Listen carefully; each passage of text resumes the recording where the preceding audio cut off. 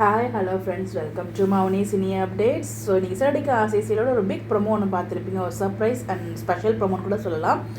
So நம்ம ஒட்டுமொத்த தமிழ்நாடும் எதிர்பார்த்துட்டு இருந்த அந்த ஒரு தருணம். ஸோ ரோஹிணி எப்போ மாட்டுவாங்க அப்படிங்கிற மாதிரி தான் வந்து ப்ரொமோயுமே போட்டிருந்தாங்க. ஸோ எல்லாரும் எதிர்பார்த்த தருணம் வரப்போகுது.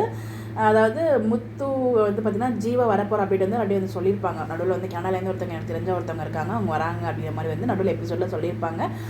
அதே மாதிரி அவங்களோட என்ட்ரியுமே இருந்துச்சு ப்ரொமோவில். ஸோ யாரை நான் பார்க்கலாம்னு நினச்சேன்னா அவங்கள பார்த்துட்டேன் அப்படிங்கிற மாதிரி வந்து நம்ம மனோஜையும் ரோஹிணியும் சொல்கிறாங்க. ஆனால் இந்த இடத்துல ரோஹிணியோட நம்ம எல்லாரும் எதிர்பார்த்துருந்தது ரோஹிணியோட ட்ரூத் ரிவியல் தான். பட் ஆனால் அது நடக்குமான்னு கேட்டால் கண்டிப்பாக அது இப்போ நடக்காது என்னோட கேஸ் படி. ஸோ என்ன ட்ராக் ரிவியல் ஆகும் அப்படின்னு பார்த்தீங்கன்னா, பணம் வந்து கொடுத்துருவாங்க இல்லையா, இவங்க தானே திருடிட்டு போவாங்க. ஜீவா கொடுத்த விஷயத்த எனக்கு தெரிஞ்ச முத்திட்ட சொல்லுவாங்க. ஸோ அந்த 10 லட்சம் வந்து அங்கே கொடுக்க போகிறதா இருக்கு இல்லையா, அதை வந்து இவங்க வாங்கிடுவாங்களோ, அங்கே ஏமாற்றத்துலேருந்து தப்பிச்சுவாங்களோ அப்படிங்கிற மாதிரி எனக்கு லைட்டாக தோணுது. இல்லை அங்கேயும் ஏமாந்து இங்கேயும் மாட்டிக்கிட்டுருவாங்களோ அப்படி பண்ணால் தான் நல்லாயிருக்கும். பட் எப்படி எடுத்துப்பாங்கன்னு தெரியல ட்ராக்கை. இதெல்லாமே என்னோட கேஸ் தான். பட் ஆனால் அவங்க சொல்கிற மாதிரி ரோஹிணி மாட்ட மாட்டாங்க இப்போதைக்கு. ஏன்னா அவங்க மாட்டினாங்கன்னா ஸ்டோரியை ஃபுல்லாக முடிஞ்சிடும் இல்லையா. நம்ம எல்லோரும் எதிர்பார்த்துட்டு அந்த ஒரு ட்ராக்கு தான்.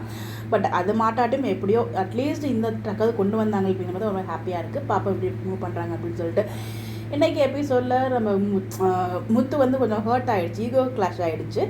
அதனால வந்து பார்த்திங்கன்னா சொல்லாமல் கொள்ளாமல் போயிடார். அகைன் வந்து அது தப்புங்கிறதையும் ஃபீல் பண்ணுறாரு. தப்புன்னு சொல்ல முடியாது. அந்த இடத்துல சொல்லும்போது யாருக்கு இருந்தாலும் ஒரு மாதிரி ஒரு ஹர்ட் ஆகும்ல, அந்த மாதிரி அவருக்கும் ஹர்ட் ஆகிடுச்சு. அது வந்து ஒரு சில பேர் மனசுலேயே வச்சுருப்பாங்க. பட் அந்த மனசில் வச்சுக்கும் ஓப்பனாக சொல்லுவாங்க. அதுதான் வந்து நல்ல குணம்னு சொல்லுவாங்களே, இந்த மாதிரி கேரக்டர் கிடைக்க ரொம்ப கொடுத்து வச்சுக்கணும். ஸோ இந்த மாதிரி வெளிப்படையாக யாரை பேசினாலுமே அவங்க வந்து ரொம்ப நல்லவங்க தான். பியூரான ஹார்ட்டுன்னு நம்ம சொல்லலையே, அது அவங்க தான். அது ரொம்ப அழகாக வந்து காமிச்சிருந்தாங்க. ஏன்னா வந்து உள்ள ஒன்று வச்சுட்டு வெளில ஒன்று வச்சுட்டு பேச மாட்டாங்க. என்ன தோணுதோ அதை அப்படி பேசிட்டு போயிடுவாங்க.